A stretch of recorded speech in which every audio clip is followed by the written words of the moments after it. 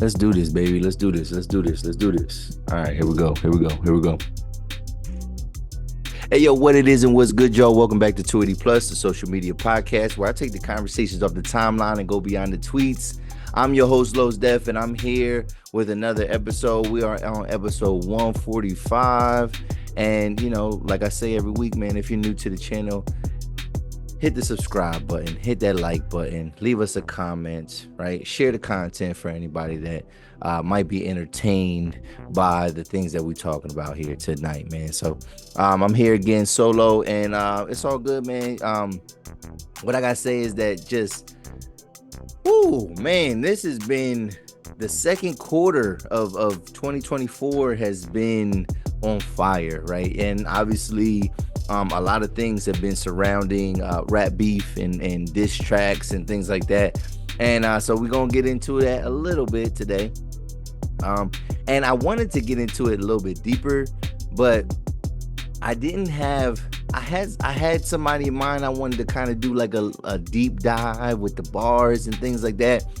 And it was gonna be kind of like last week, right? So last week put out an episode. I pretty much just talked about J.Cole, and it was about the apology and things like that, and just kind of anticipating Drake's possible release of a diss, maybe Kendrick responding to J.Cole, and just a lot of that anticipation and just like getting ready for it, gearing up. And then last weekend, Drake dropped his last weekend he dropped his diss, right? Pushups, right? And I was like, wow. So I kind of came into this week thinking like, damn, all right, we talking about Drake, we talking about even Rick Ross's response to him.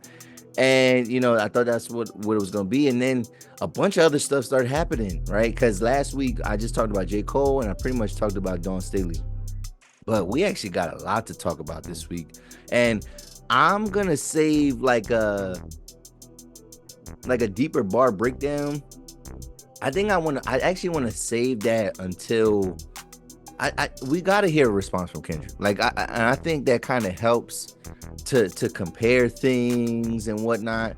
And we're waiting right now. So we'll get into that probably towards the end of the episode. We're going to touch on the Drake situation and where it stands with him and Kendrick.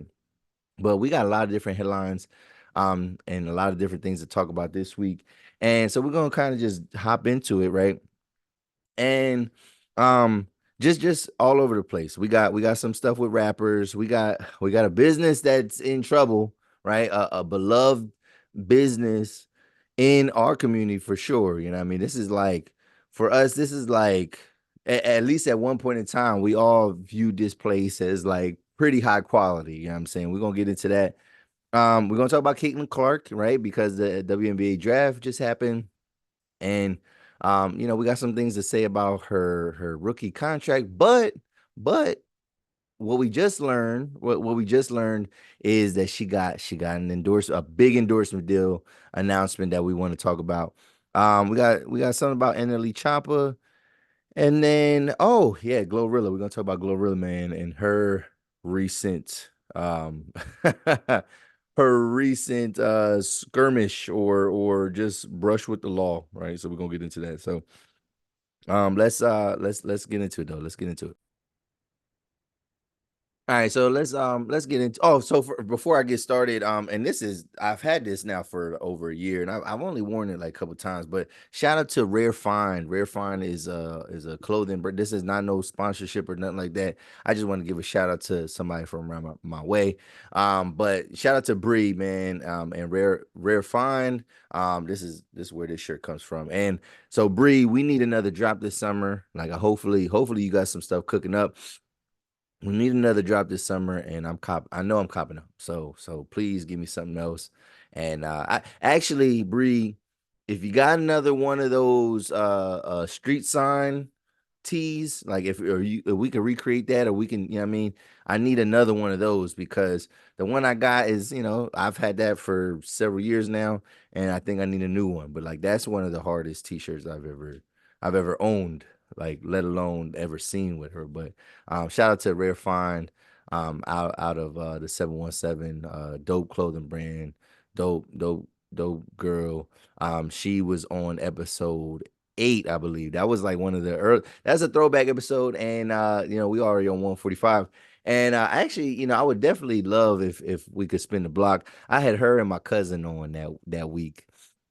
And it was good because last week, I was talking about 3-year anniversary and just how I started and again, just kind of getting friends, getting family involved, and just trying stuff out. And just definitely pivotal, man, and helping grow the channel and whatnot. So definitely would love to have her spin the block and get on here, talk about some of this rap stuff, just in general, and fashion, whatever. We could talk about.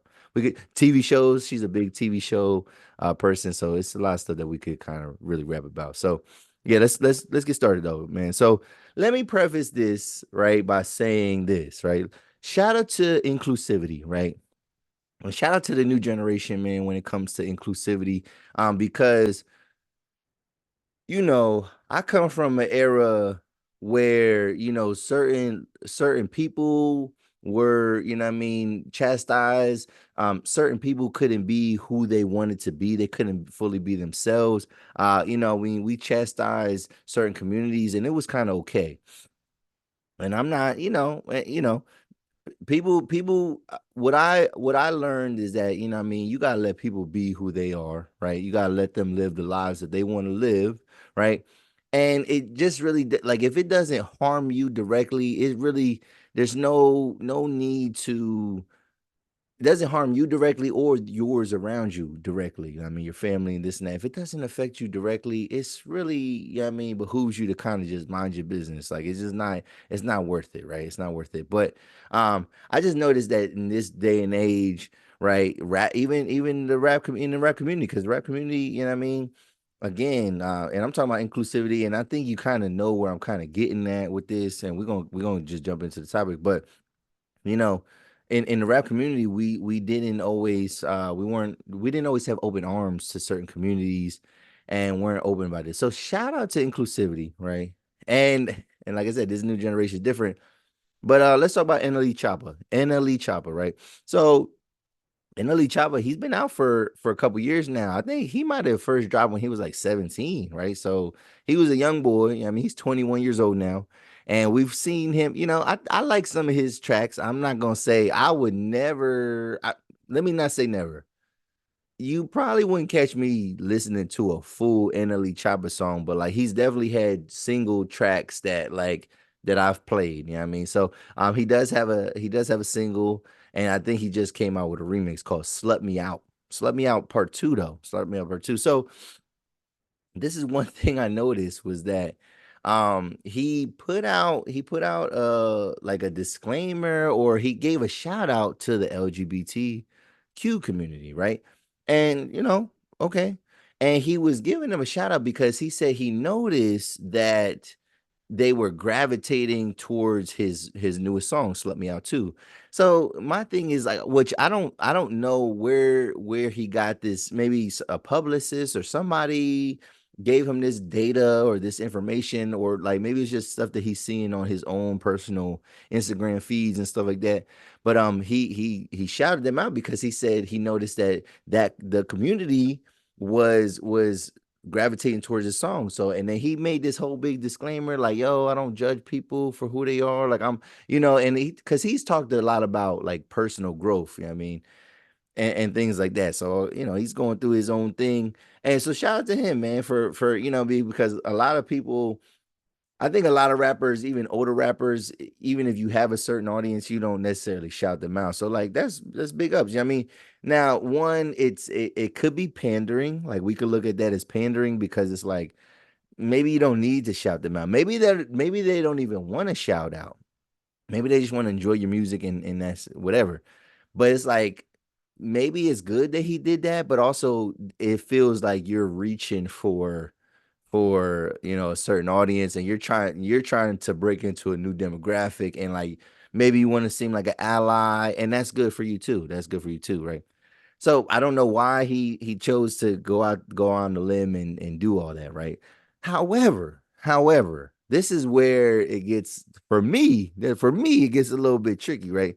So, and this is, I have a problem with this too. So I like that the newer generation pays homage, right? Pays homage to the older generations, right? I can appreciate that. I think when it comes to our sound, like the sound of music though, I think we do need to kind of scale back some of the beat flips and things like that. And the samples. And the thing is, we've always been sampling music. Like and rap, like, you know what I mean? We talk about Diddy, right? Diddy was one of the biggest people to do that. Like we know him to we know him to do that, and other rappers have done it. Other beat makers have done it. Like, you know, when I think about like Dipset, Heat Makers used to do it a lot. Just Blaze used to do it a lot for, you know what I mean? Like other producers and rappers, they, you know what I mean, we're used to sampling. But what they used to do was, back in the day when we used to sample stuff, and I'm talking about sampling now. I'm gonna talk. I'm gonna reel it back in and tie it back into like just recreation of things. But what the hip hop community used to do though, and Kanye's big on sampling too, was big. We used to sample and take pieces from either like from different genres, right? Like so for example, you wouldn't hear an art like a if Diddy was doing something, like he might take a, like for a rap song, he would take like a old R&B song, right? Or old soul song or something like that. Or, yeah, I mean, we seen Just Blaze do it, right? Um, we seen Kanye do it where they'll take a piece of like a rock song or something like that. Diddy, right? When, um I'll be missing you, right? Like he sampled Sting, and like he still pays Sting to this day because he didn't clear the sample. And that was a song by Sting and the Police, right?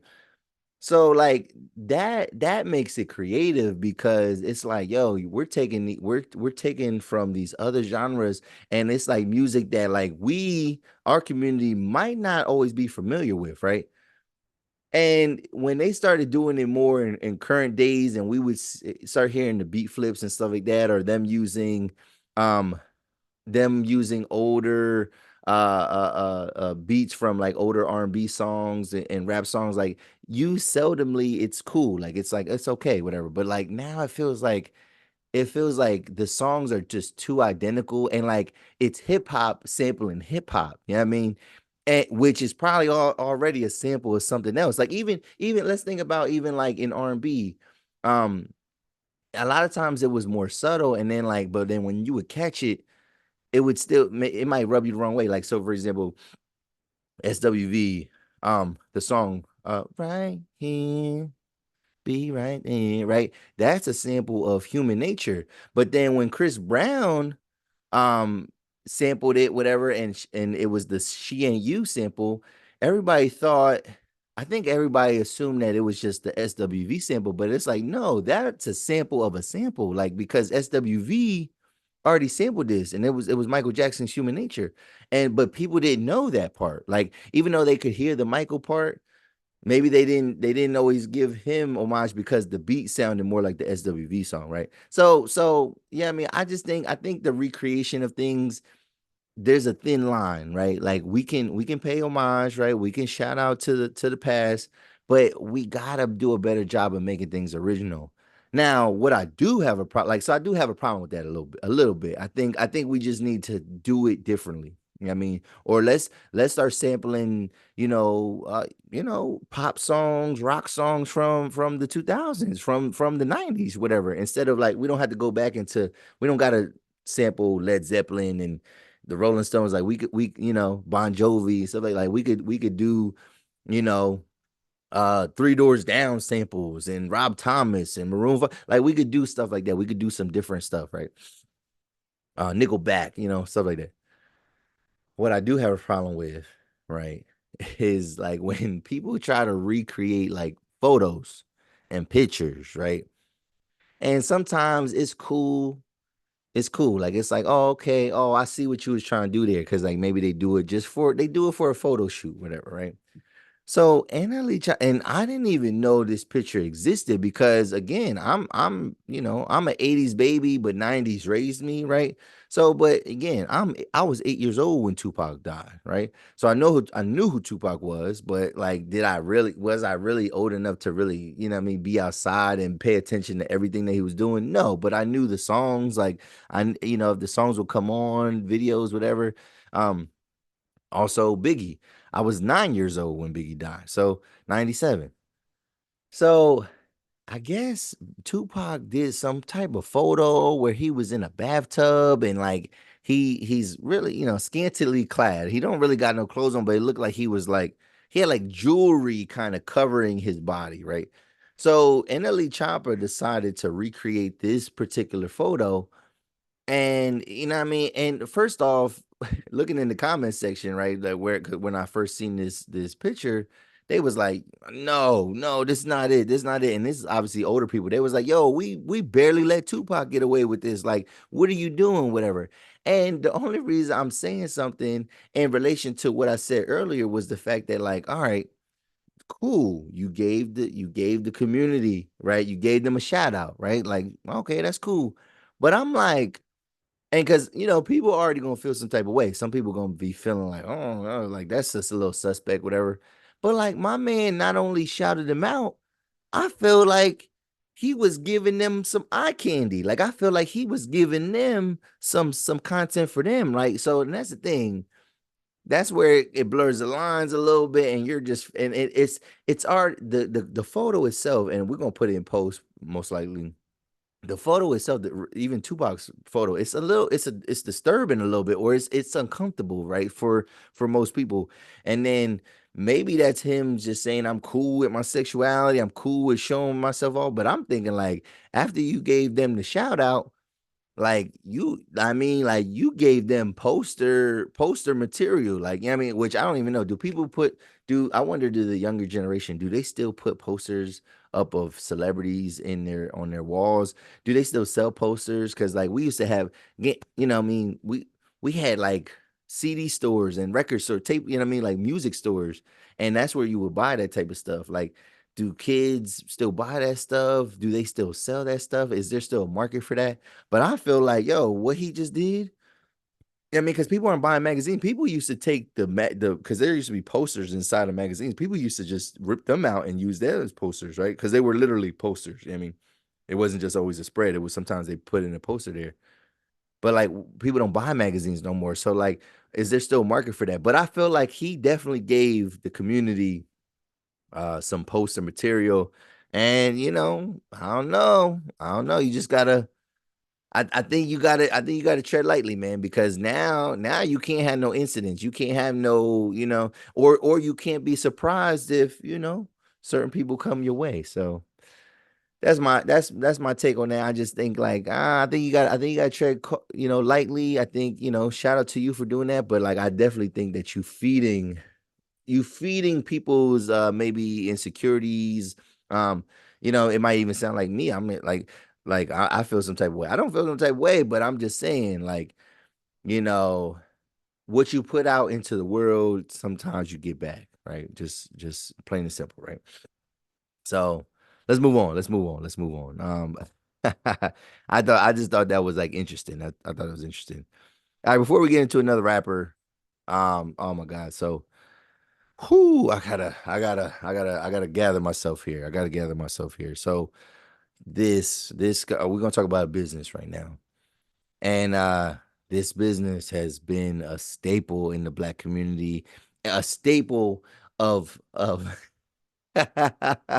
can't even say this seriously, but a staple of fine dining in the black community, right? Yeah, I mean, and possibly filing for bankruptcy. Based on a promo that went wrong, right? So I'm talking about Red Lobster. Red Lobster now, don't front on, yeah, y'all better not front on Red Lobster. Now, y'all better not front on Red Lobster. Don't do it. Cause I know, shoot, people fronting on Cheesecake Factory, right? Like nowadays people bougie now. People bougie. And now, granted, when you do eat finer, when you do eat the finer things, or you do experience some fine dining, you do realize that yes, Red Lobster is just a is a chain seafood restaurant, right? However, however, let's not get it twisted, right? Let's not get it messed up, right?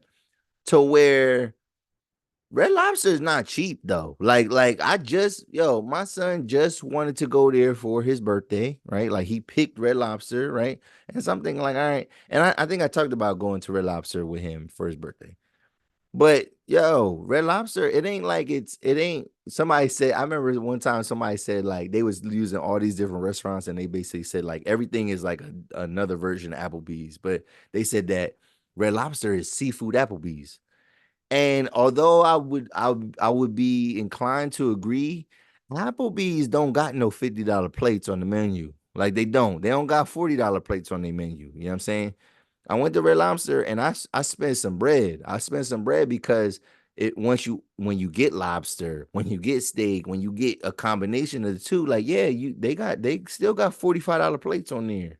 They got $50 plates on that menu. So like you know what I mean? There and granted, you could go to a better restaurant, right? A better restaurant and pay that and like feel like you having like a fine dining experience. But like after you get like if you go on a date and like y'all getting these big plates and after you get drinks, you could spend $200 at Red Lobster, no problem. You know what I'm saying? Like let's not act like that's not a possibility. Like 150 is definitely $100 is nothing. It's nothing to get $100 bill. If you get $100 bill at Applebee's, you fed a lot of people or you was drinking a lot of alcohol. Like it's not like one or the other, right? So you know what I mean, we have grown, you know what I mean, and there was and Red Lobster, the quality of Red Lobster was a little bit better. I remember, and I'm just taking you down memory lane right now. Just walk with me, walk with me. Red Lobster used to be one of my favorite restaurants, right? Red Lobster, that's the first time I ever had. They used to have way more fresh caught fish, right? And so that's the first time I ever had mahi mahi. So that was my favorite dish on the menu. I used to get the lemon pepper mahi mahi. Once I found out what mahi mahi was, that's when I used to get it from there. Bomb. It used to slap. It used to slap. You know what I'm saying? That's the first time I ever had a Caesar salad. I remember, I used to get garden salads, and I used to always take out the cucumbers and and the cherry tomatoes. And then one time, my mom was like, "Yo, order a Caesar." I don't know how old I was. I might have been like 8 years old. That shit changed my life forever. I was like, yo, like Caesar dressing, whatever. And like, that's all I get now. If I go to a restaurant, I'm getting a Caesar salad. It didn't even Caesar, nobody was eating Caesar salads back in my day. You know what I'm saying? Like, this was like revolutionary to me. You know what I'm saying? So, also, too, so they used to have better quality stuff. You know what I mean? They had a good kids menu. It was like, it was the place to be, right? It was the place to be. One thing I noticed though, and this is just because I just went there, is that Red Lobster used to have, they must have had a bigger laundry budget. And what I mean is that they used to have them cloth napkins and stuff like that, like handkerchiefs. You know what I mean? Like, so they would roll the silverware in the cloth, and then I was taught, you got to put that joint on your lap, you know what I'm saying? And to catch all the food. And because as a little kid, when you get stuff in your hands, you just wipe it on your pants. So like, no, your parents like, no, put that on your lap. And so like you could just, wipe your hands off. Red Lobster, at least the one that's by my crib, they don't do no cloth no more. They use a nice little napkin, you know what I'm saying? And they roll it up. But nah, they lowered it there. They got the cloth now. So the quality probably has dropped, whatever. But again, they still have some expensive dishes, and like it ain't.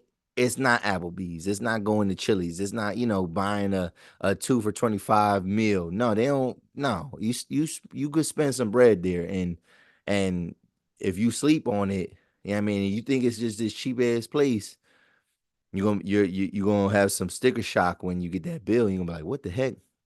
So let's get back to the story. So, I just read a headline that they are considering filing for Chapter 11 bankruptcy. Now, if you know anything about Chapter 11 bankruptcy, it doesn't mean that the company's going under, but it's always typically it's a bad sign. Like once a company files for Chapter 11, if they don't get their shit together, it usually means the end is near, right? Like it usually does. I mean, now it could take a long time for that to happen, but it still means the end is near. And like I never thought that Red Lobster was going anywhere. Like if you told me that Olive Garden was shutting down, I would be like appalled. I'd be like, yeah, right. Like even if you don't think Olive Garden is fine dining, people still go there. It's still a popular place. So apparently Red Lobster fucked up last year. And they had a and because I don't go there often, like I, you know what I mean. But they had a deal. It was endless, some type of endless shrimp deal. And in 2023, they reported of losing $11 million in profits due to this promotion, right? Due to this promotion. And you would think like, you know what I mean? Like, can they make that up? But like probably not. Like it's they reported these losses and it's probably harder than we think to be able to recover. But like, and I seen a meme where it was like, it was like, and I don't know like to what extent these because I never got this deal. So I'm thinking like, how many like were they just was it really all you could eat? Could you really get X amount of servings, whatever? Like, was it really endless shrimp? You know what I mean? You know, round robin gives you endless fries. You know what I mean? But it's like you can only eat so many fries. But I guess, if you get endless shrimp, people, gravitate towards that and they go crazy. They go a little bit overboard. Well, it said that like it was a promotion and then they kept it on and then it stayed on their menu for like it became a fixture on their menu. And then they reported $11 million in losses last year. So I don't know, man. I would be sad if Red Lobster closed down because there isn't an equivalent, right? Like I think if you are trying seafood for the first time, you got young kids, I think Red Lobster is a good starter place. You know what I'm saying? Even if the quality is not as good as it once was, it's still, it's a staple. And I would be sad that if it went under, but damn, y'all, why'd y'all have to go OD on the shrimp? Like, you know what I mean? Like, I get it, endless shrimp, but like, how much shrimp can you really eat? You can't be going OD, but that's their fault though. That is their fault. And it's just ironic that like something like that would be the thing that puts them under. But like, yeah, I mean, I'm gonna need. Well, they do sell the Cheddar Bay biscuits. Like they do sell them frozen, and like Red Lobster would just become a company like that that's just selling, some of their recipes so you can make the stuff. But like, I still would be sad if it ultimately closed down. So, what do y'all think, man? What do y'all think? Can y'all leave a comment below? I mean, tell me about your memories of Red Lobster, right? Tell me about your memories of Red Lobster, and then how would you feel ultimately if it vanished, if it went kaput? When's the last time you've been to a Red Lobster? Have you been stopped going to Red Lobster? And is this only me that cares about this, whatever? Because what the hell? Like this is I don't like when certain things in my childhood just disappear forever. I mean, I already lost Toys R Us. Before that, I lost KB Toys. I'm trying to think of another company that went out like out of that I grew up with that it was like, yo, like how did Kmart don't exist no more now. Granted, we wasn't checking for Kmart like that anyway, but still, I feel like Pizza Hut's about to go under. Like Pizza Huts are disappearing all over the place. You know what I'm saying? So like, what else? What else from my childhood is gonna go away? But what do y'all think, man? And leave a comment below. Like just chime in with me, have some fun with me, man, and chime in and talk about it with me. So let's move on to the next topic though. Let's move on. And let's see. What we got? What we got? Oh my God. Oh my God. We got some layers to this though. So y'all heard about our cousin, our little cousin Glorilla, right? Glorilla. Man, I ain't gonna get into the nepotism about Glorilla, man, because I found out that she's Uzi's cousin, and they said that she's Cardi B's cousin as well on another side of the family. So I think I talked about that with Levi a couple weeks ago. But we ain't gonna get into that. So Glorilla, man, she just got arrested for DUI. Dang, arrested for DUI. Now, that's a tricky thing, right? That's a tricky thing because what I would say, like, I don't, that's not a crime that I would take lightly. You know what I mean? And it is a crime. It's not just a traffic stop. You know what I mean? It is a crime. Like it's not a good thing. Like it is irresponsible. It is irresponsible. But what I would say is that I don't I don't necessarily if you were recklessly driving and you got into a crash and if and they found that you know, you were under the influence or you were intoxicated and you harmed somebody, even if you harmed yourself, you know what I mean? Like that is like, especially if you harm somebody else. Like that's like unforgivable. So that's why the DUI is a bad thing because it's the potential of what you could have done behind that wheel.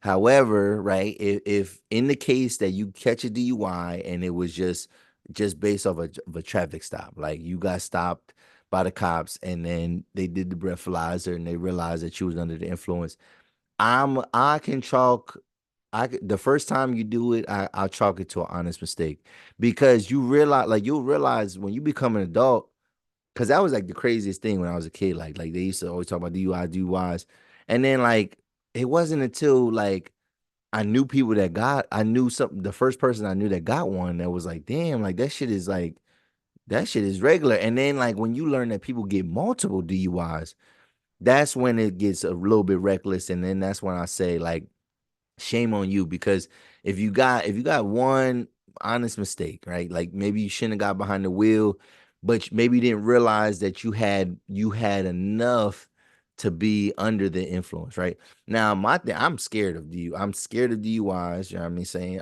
I'm not gonna say I always make the best choices. You know what I'm saying? I'm not gonna say I always make the best choices, but I had a DU about 12 years ago. Was it? What was it? No, no, it was about 11 years ago. 11 years ago. No, actually, no. Coming in November, I believe. Yeah, coming in November, it'll be 12 years. 12 years ago, I had one DUI scare, and you know what I mean. I went out the night before Thanksgiving. That's a popular night, a drinking night, whatever. I went out.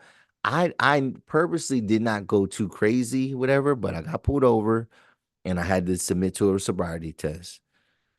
I apparently I was at the limit, like, and I did not get a DUI, right? But they let me go, but I had to get somebody to pick me up, right? So I couldn't drive the rest of the way home. So from that point on, I was like, I got to make better choices. And then I kind of shied away from drinking. Like I ain't gonna lie, like I am kind of scared to drink. And drinking is about a lot of times is about tolerance. So my tolerance for alcohol is not very high. So like that's why I'm not a big drinker. Like I just be like, I don't I rather no, I don't want to drink. But part of it is like I physically can't do it because I never built up a big tolerance, but also it's because I'm fearful. Now, if I'm out of town or if I do decide to really indulge, I'm gonna figure out other ways to get home. But again, like sometimes you don't, I mean, you might have a drink or two, and then, for the most part, you feel your faculties are good, but like you don't know what you're gonna blow. You know what I'm saying? And like that's one thing I can't afford that type of stuff. Now, Glorilla, I would say first off, yeah, I mean, we're not gonna shame her too much. I mean, we're gonna chalk it to an honest mistake. However,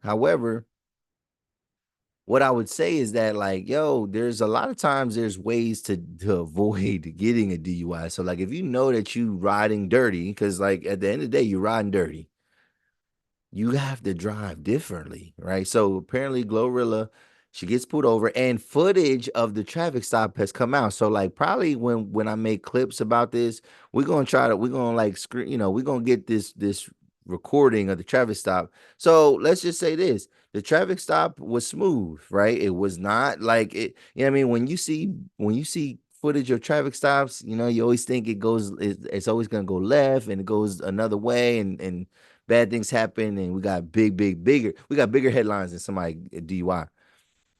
I mean, we get death and all that. So traffic stop was smooth. Like the cop, I mean, she was professional. She didn't seem like she was targeting her, right? And then when you do get arrested for suspicion of DUI, it's like there's always a probable cause, right? Did you have a tail light out? Did you not stop correctly at a stop sign? Did you run a red light? Did you not have your like anything little like when you are if you are riding dirty, I'm just this just not to promote driving under the influence at all, but if you even when you do have like a tail light out, whatever, you gotta drive in a certain way. Like you gotta if you riding dirty, you need if you don't have your license, if your license is suspended, like anything like that, you have to drive in a specific in a particular way. So she made it, it appears that she made some type of illegal U-turn. And like, Glorilla, she trying to explain it like, oh, the GPS told me. She was like, all right, well, I mean, you still wasn't allowed to do what you did, right? And then so then, and sometimes it does feel like they targeting because they got quotas, they got checkpoints. I mean? That's the thing. That's another thing. These cities, these states, they have checkpoints, so you really have to be mindful when if you decide to get behind the wheel after you have any type of, alcohol. So she made a legal turn, and the cop said that she could smell the alcohol in her breath. And then Glorilla, she was like, "I'm not drunk though. I'm not drunk though." So it's like, all right, well, you know what I mean? You subtly admitted that you've been drinking, right? Like, all right, you know what I mean? Because that's the thing. They say that when it comes to a lot of DUIs, a lot of people would tell a cop, like, no, I only had one or two beers. One or two beers. Like, that's like the most common response that people give. I only had one or two beers. I had one beer. I had two beers. And probably they didn't have that. I mean, they probably had more. So, and they say you shouldn't even say that type of stuff, but like she was like, I'm not drunk though. I'm not drunk though. So she kind of admitted to drinking. And then the cop said that she smelled marijuana, right? So that was something. She was like, all right, I mean, I can smell the marijuana. And then Glorilla says, well, it's not enough for me to go to jail for. So she incriminated herself again, right? So she put, I mean, so you basically told the cop that you was drinking. You told the cop that you had weed, even though, granted, they could smell it. Some states that is probable cause to search your vehicle. Some states like they can't use that as probable cause, which that makes me it makes because talking about DUIs real quick. Now they're giving people DUIs for marijuana consumption, which that's the part where I don't understand because there's not a breathalyzer for marijuana. And even if you take a person's blood, marijuana stays in your system for 30 can stay in your system for 30 days. So it doesn't necessarily prove that you were smoking and that it's impairing your driving in that moment. If they're going by what your eyes look like that, I mean, that could be anything. Like the only thing they would have a probable cause would be the smell, But like in Pennsylvania, the smell of marijuana is not supposed to be probable cause anymore. So I don't know how they're giving people marijuana DUIs. I don't understand how that is, but they do that. So she admitted to that. And then I think she had to, I mean, I seen the part I seen and where I kind of cut it off, whatever. They kind of had her out the car. Then they asked if she had anything else in her car. Then she said she had a gun. Like, and she said it's registered. So shout out to her for having a registered firearm. But she said it was in the back seat. She was like, "Is it in a bag?" The cop was like, "Is it in the bag? Is it like what are we talking about here?" She was like, "It's just in the back seat, whatever." So again, you got behind the wheel because you was, I mean, drinking, right? You smoking in the car. And then you got the stick, you know what I'm saying? You got the pole in the back, just raw in the back seat. Like you wilding. So like what I would say though is that um the stop did seem routine. The cop was cordial, didn't wild out, right? Um, but I would say that like yo, and this is what we say to a lot of people that are famous, like as a celebrity, as somebody that has the funds and the means, you should not be putting yourself in those kind of situations anymore. You know what I mean? Yeah, you have a nice car, you want to drive your car, but like if you're going to party and you got a lot to lose, you probably don't want to do that. Now, to her credit, right? So if Glorilla continues to be a rapper, right? And she continues to be in the entertainment business, a DUI really does not harm her at all. Like the only thing it harms her public perception because if she would get into an accident and harm somebody, nobody's going to forgive her. So that's what it can harm her personal perception, but it does not hurt her career prospects because if she continues to be successful as a rapper, she may never have to drive a car again. You know what I'm saying? Like she could hire somebody to drive her around. for the regular everyday person, a DUI is a light. It might not be, you might not go to jail for the rest of your life, but you definitely just changed the rest of your life, and you can alter it. And a lot of jobs, you can lose your job, you can lose your profession, your career for having a DUI. So she's a rapper, it doesn't do that for her. So, you know what I mean? That's fortunate for her. But again, she don't want to play with that public perception. And then if she's out here wilding out, if she pulls a Henry Ruggs, if she does you know what I mean? Like we've seen other celebrities, athletes, whatever, Robert Downey Jr., we've seen people catch these cases, and we've seen the worst side, like, talking about Henry Ruggs, where like something bad happens and you get into an accident and somebody else gets harmed as a result of your drunk driving. Who wasn't Terrence J? Didn't he get into a like it was a lot? It's a lot of different people that we hear about stuff, and so that's where she got to be careful, especially like if you got all these other things on you. One thing though, I would say though, one thing that I thought was funny, or it was just ironic, was the fact that Glorilla actually said to the cops, she said, "Do you know who I am?" So this is like, apparently, because you can hear the voice, is a white female officer. I don't care where you are, sis. And Glorilla, I respect to you for, what I mean, because you are, what I mean, your popularity has amassed, you have amassed a sense of popularity. You're pretty big. It was like 2 years ago that you came out. So like, you're in the hip hop community, you're a household name, but trust and believe, sis, like, the average person do not know who you are. That cop does not know you. Like, you know what I'm saying? So like, you can't pull the "do you know who I am?" Like, you're not an actor, like you're not on TV every day. And even only a subset of even the black community even listens to you. So like, so for her to pull like, "Do you know who I am?" I think she was worried about getting targeted, but I think she kind of said it like, almost like, "Yo, do you know who I am?" And I'm thinking like, that's no, don't you put a little bit too much dip on your chip there, you know what I mean? Because no, they do not know who you are. They don't, I'm promise you, most of them do not know who you are. And then the last thing that I thought was funny. So we heard about, you know what I mean, yo, Glorilla, she's kind of gangster. Like, one thing I say about Glorilla, she kind of gangster, man. She going back and forth with JT from City Girls. And like, apparently, I don't know if they got into an altercation, and like Glorilla was with all the smoke, right? Um, so Glorilla, she shot her shot at Damian Lillard, right? So I mean, that was a little bit ago, right? A couple months ago. And then shortly after that, after she shot her shot, like, Dame Lillard like divorced his wife. Like, he divorced his wife, right? So then so this was funny, right? Petty but funny. So Damian Lillard's ex-wife, she posted the picture of her getting a DUI, and she said, "Free Glow." She said, "Free Glow Lillard." She said, "Free Glow Lillard." She didn't say Glorilla. She said, "Glow Lillard." Free Glow Lillard. And then she put hashtag SisterWife. What? Wow. The levels of petty that you got to be. So not only do you shout out the chick that stole your man, right? You shout her out like you trying to put her on blast, whatever. But then you called her your sister wife. So like, you confirm that like Dame got with her. You know what I'm saying? Dame smashed that for sure. You know what I mean? And then you called her your sister wife. That's different. That's different. You know what I mean? But that's also another level of petty that I don't think most women is on that type of time. So that I thought that was ironic. I thought that was kind of crazy. I thought that was kind of crazy.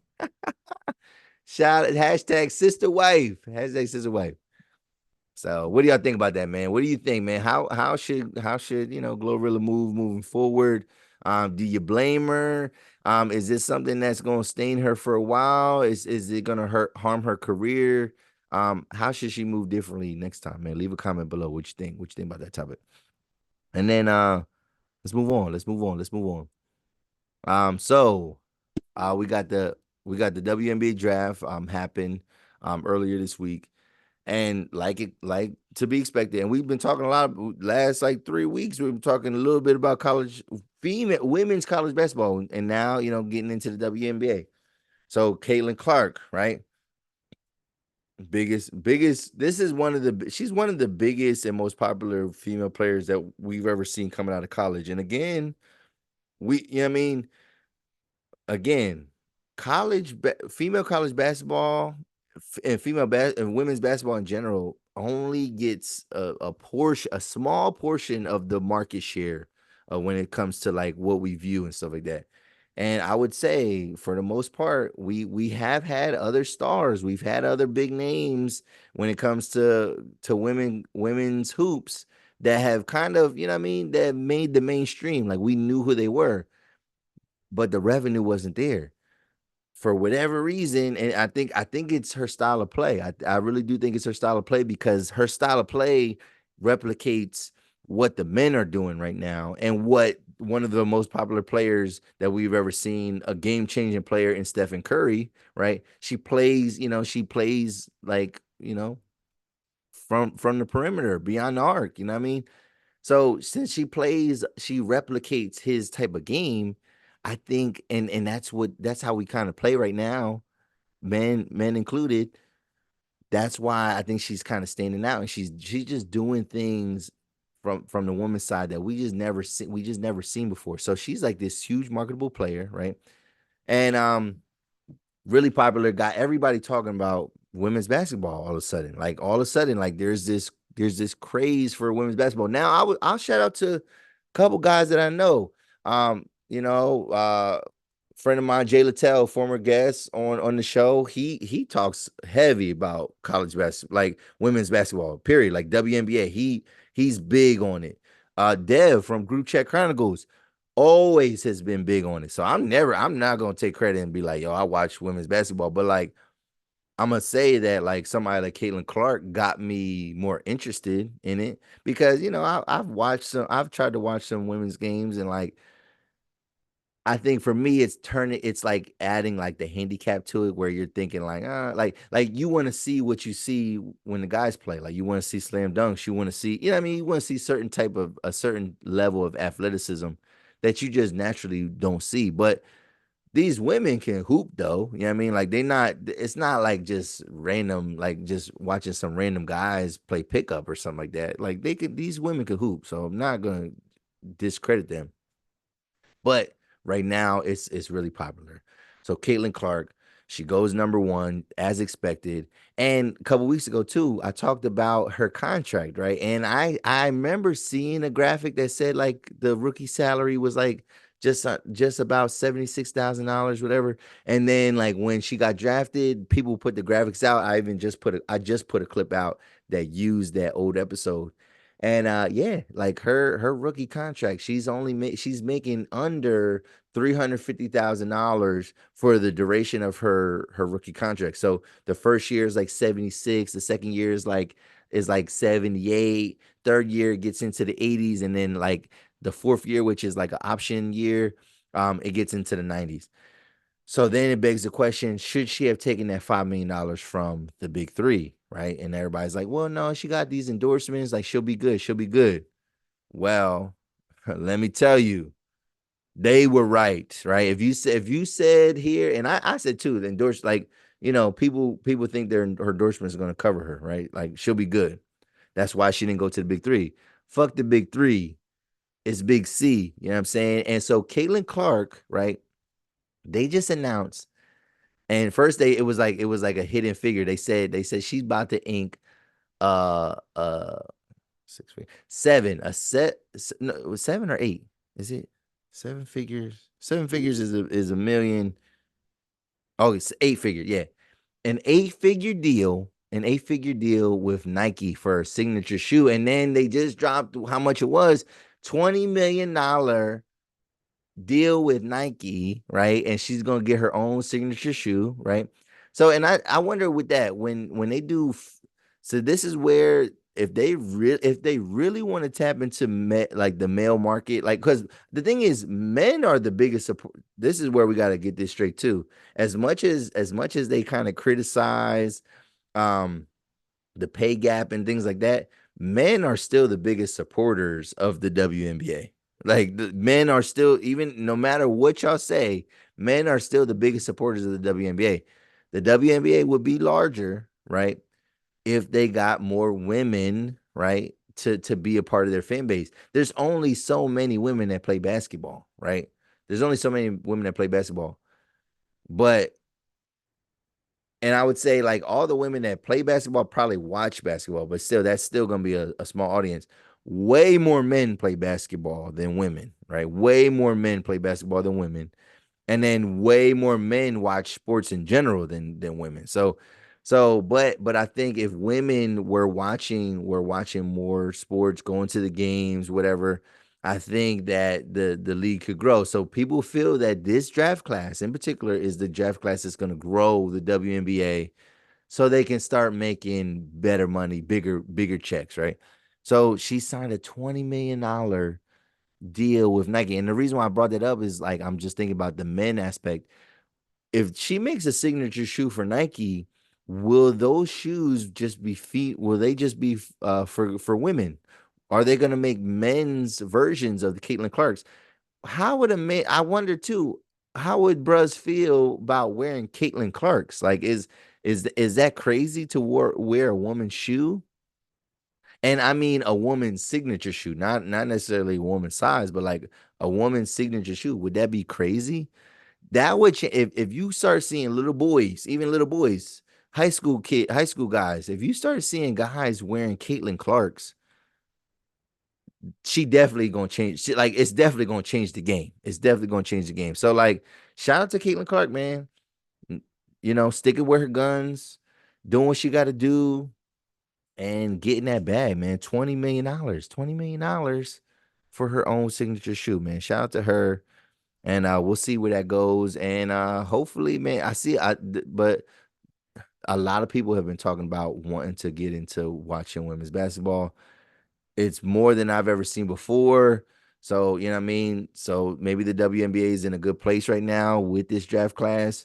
We got just Angel Reese and Camila Cardoso got drafted to the Chicago Sky.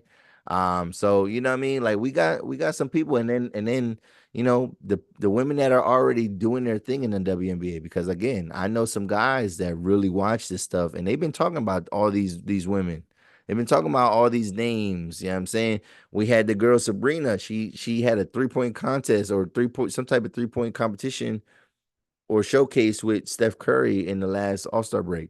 So like we're getting women kind of crossing over and just doing bigger things. And again, this might be a renaissance for basketball in general, but particularly for women's basketball. So shout out to Caitlin Clark for at the very least being the face of that, right? For being the face of that. Shout out to her, man. So can't hate on her, man.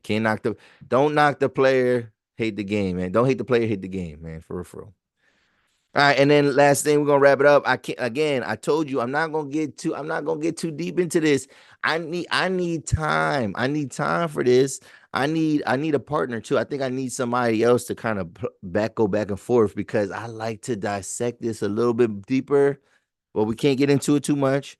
So last weekend, right? We've been waiting. We've been waiting. We like, yo, when's Drake gonna drop? When's Drake gonna drop? Like that, like that has been out for a couple weeks, right? When is it going to drop? When is it going to drop? Some people feel like, yo, Drake didn't have to drop anything because it's not like it was a feature verse coming at somebody on a feature verse that's different than somebody making a full track about you, right? So then, man, Champagne Poppy, man, Aubrey Graham, he did not disappoint, man. So last weekend, a song dropped, right? A song dropped, and everybody's like, yo, this is the Kendrick this is the Kendrick this. And so initially, everybody's like, yo, it was a lot of people like cautious. A lot of people thought that this was AI because Drake was not getting behind the song, and people were like saying, no, no, it's AI, it's AI, it's AI. And then eventually, based off of certain platforms. So like if certain platforms report something in the hip hop community, then you got to trust that they have some inside information. So one source was DJ Academics.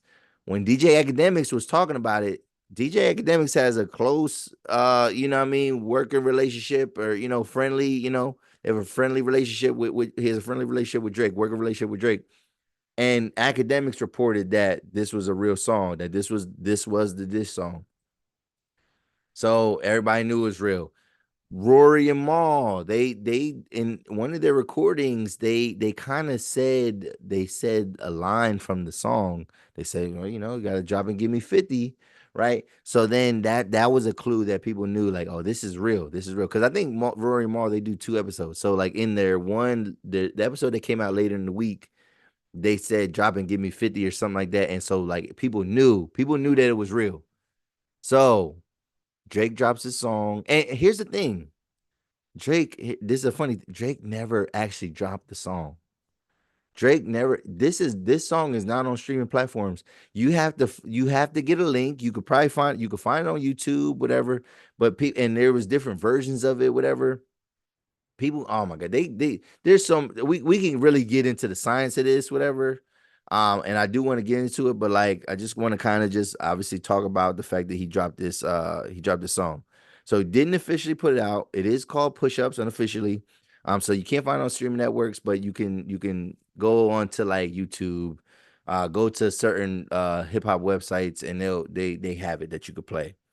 Um he had, and part of what one thing that he talked about in the song is that he had, like, it was him versus 20 people, because when Future dropped Future and Retro Boomin, when they dropped We Still Don't Trust You. Yo, they had the Weeknd coming at Drake. They had ASAP Rocky on a song coming at Drake, whatever. Future, I believe even Future said something about Drake, right? So then one of the biggest lines in the song is the fact that Drake said that it's 20 versus 1. Like, it's like so for people that, even if you said that this was not hard, like, if because there was a lot of people saying like, that was light. It was like, no, it wasn't light, because he addressed multiple people at once, right? Like, this wasn't a target. It was targeted. It was targeted. There was some definitely, you know what I mean? But like, so on this diss song, Push-Ups, he claps back at the Weeknd. Obviously comes at Kendrick Lamar. He had smoking bars for John Morant. Who would have known? And again, we had to get into it another time, them bars, right? Rick Ross. He responds to Rick Ross. I mean, because Rick Ross was acting funny to him. Um, did I say the Weeknd? Obviously Kendrick. He had some bars for Future. He had some bars for Metro Boomin. And then I ain't gonna lie, I was surprised by this. I didn't think he would go there, but I think that part that took the time. That's why, because he had to add these people in. He had to add all these people in because all these other people kept saying stuff. He added J.Cole to the diss. He started talking about J.Cole as well, right? You know what I mean? And he was not feeling it. But so basically, though, the song, it's called Push-Ups, right? And a line that he keeps saying is drop and give me 50. So this whole song is about how this is big boss talk. This is Drake talking about how much more money he got than other dudes, right? How much more money he got than other people. And like really getting into stuff where people got to really break down, right? Because the song was filled with a bunch of double entendres, triple entendres. Like, the lines seem very subtle and basic, but every line in there meant something deeper, right? Like, I mean, and he was really going in. Like, Drake, this was an impressive diss by Drake. I like if you saying it was light, if you saying it was mid, you I need you to do your own homework, do your own bar breakdown. He ain't just saying stuff, bro. He's speaking some facts, right? But he's really getting technical, talking about money. And one of the biggest things is the fact that he's saying that contractually, Kendrick don't, like, he ain't on his level. You know what I mean? Like, you don't even make the money that I make, whatever, because anything that you drop, you gotta drop and give Top Dog TDE, right? Who you used to be signed to, because he ain't signed to them no more, apparently. You gotta get them 50% of what you earn. So So you drop and give me 50. Like, so drop and give me 50 push-ups, but no, drop a song and give me 50%. Give me some of that, right? And that's him saying either give it to your boss. Like, and that's what Top Dog be telling you to do. Top says drop and give me 50, right? So that's one of the biggest things. And so he's talking heavy. He's talking heavy about all this money talk, whatever. All right. Um, Rick Ross did respond. Rick Ross did respond. Rick Ross, what's it called? Champagne Moments. Is that what Rick Ross's response was called? Champagne Moments, I believe. Rick Ross. Rick Ross. Yes, Champagne Moments. I ain't gonna lie. And again, this deserves a deeper breakdown. But Ross, I thought Ross went in. Ross dropped Champagne Moments the same day that Pushups came out. So like Ross was not playing with y'all. You know what I mean? Like Ross was ready. Maybe he already had it in the tuck, but this gave the essence of what we know battle rap and what we know hip hop to be, what we know diss tracks and what we know beef to be. Like, it wasn't this like long waiting weeks and stuff like that. Like, no, people used to drop the next day. He dropped the same day. And I thought I thought he had a hard diss. Now, a lot of people are saying that the things that he was saying in that song, you could debunk it, right? You can kind of, but like Ross actually put this out on streaming platforms like earlier this week. He didn't put it out right away, but he put it out. Although Drake did never actually put out his song, Ross put out his song on stream platforms. So he's trying to get a bag off of this. And like, so now there's like a lot of back and forth. Well, no, I would say it's mostly one-sided, but like Ross is back in his 2009 versus 50 mode, and like Ross is going like being petty, and even everybody else anybody else that Drake came at, they're taking to social media and they're trying to expose them so the ghostwriting rumors are coming back, and people are trying to dig into this stuff, and I don't know if that lands anymore. I truly don't. I don't think the ghostwriting stuff lands. And I think people need to understand what the definition of a ghostwriter is. So, and we cannot keep saying look at the credits. The credits don't tell us the whole story. And if somebody is in the credits, they technically are not a ghostwriter. A ghostwriter is somebody that has been paid for their services, but they do not receive credit, right? They did some type of writing and they did not receive credit. The reason why you don't receive credit is because we not supposed to know that you're on there. So if you see a writer on there, right, that could be somebody that that could be somebody that helped them write a hook. Everybody don't write their own hooks, right? You know what I mean? A lot of songs have different writers on it. That does not mean that the other people contributed to all the bars. You know what I mean? To be honest, if you know anything even about TV or movies, right? Yo, people get executive producer credits on movies just because they spent some bread. Like they might have helped to fund the movie. So then they ask like, well, all right, if I'm gonna give you X amount of $1 million, but I need an executive producer credit. So so that's the thing. Sometimes the writing stuff, like some that don't tell the whole story. That could be some real technical stuff. That could be some fate. That could be a favor for somebody. That could be just some, you know what I mean, a way to get somebody some royalties because they owe them for something else, right? So saying look at the credits don't mean nothing. And if they had a ghostwriter, their name would not be credited. Like that, like that's again, that's what we got to understand. A ghostwriter is never credited because they are a ghost. You know what I mean? So that by definition, that's what that means. And so I don't know, man. We gotta see what's going on. But Rick Ross and Drake, they're trolling each other like crazy. Mostly Rick Ross, but Drake is coming back. Drake is trolling Kendrick like crazy. And now it's been like 5 days, and we still have not heard a drop from Kendrick. What are we waiting for? Apparently, he had a song ready for 4 years. He had a diss song ready for Drake, and we still don't see it. When is it coming? Probably this weekend. I might be a little bit premature. I mean, I'm or putting this out and then we're gonna get a Kendrick disc. So we'll see, man. this cycle right now of hip hop news is giving us a lot of content, giving us a lot of stuff to talk about. It's an exciting time. One last thing. I need y'all to do your research, right? So there's a fan theory, and I'm not gonna break this fan theory down today, but I need y'all to look into Gamma Records. And I think you need to look into that Universal Music Group deal that Drake signed 2 years ago in 2022. That $400 million deal that he signed with UMG, United Music Group. Because, not United, UMG, Universal Music Group.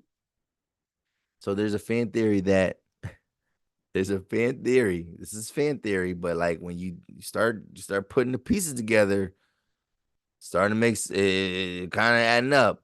But apparently Drake has ownership in this record company called Gamma, right? Gamma owns pieces of a lot of big record companies. Universal Music Group is part of that, and he might, allegedly, he might even have some ownership in Universal Music Group as well. Well, apparently, these are all the artists that are signed to some of these companies that are affiliated with either Gamma or Universal Music Group. Those artists include Future, Rick Ross, Kendrick Lamar, Metro Boomin. Like these are some of the names that we're seeing that are connected to this label, to this record company, and wow. And people are saying like this could be the reason why some of this beef is going on. Maybe people are mad at him for the money. But either way, if this is true, Drake wins even if he loses, because it's literally drop something and give me 50. Wow. I'm excited about this episode, man. I'm excited about this. What do y'all think, man? What do y'all think? When do you think Kendrick is gonna drop? What did you think about Drake's diss? What do you think about Rick Ross's response? Going back to Caitlin Clark, all right? What do you think about that? What do you think about her new shoe? Her going #1, her sticking to her guns, going to the WNBA. Glorilla, we talked about Glorilla. We talked about Red Lobster, possible closing of Red Lobster, and then NLE Choppa, and then his recreation of Tupac's very zesty, very suspect picture. Right? What do y'all think about that, man? So if you're still watching the show, I need y'all to hit that like button, hit the subscribe button. Please share the content, leave a comment below. Get some reactions. We got shorts. We got shorts that come out on YouTube. We got reels that come out on Instagram. Those get pushed to Facebook. We on Twitter. Check us out on different platforms: Spotify, Apple Podcasts, and obviously YouTube. That's the home of all the video content. And this is another episode of the 280 Plus Podcast Show. I'm out.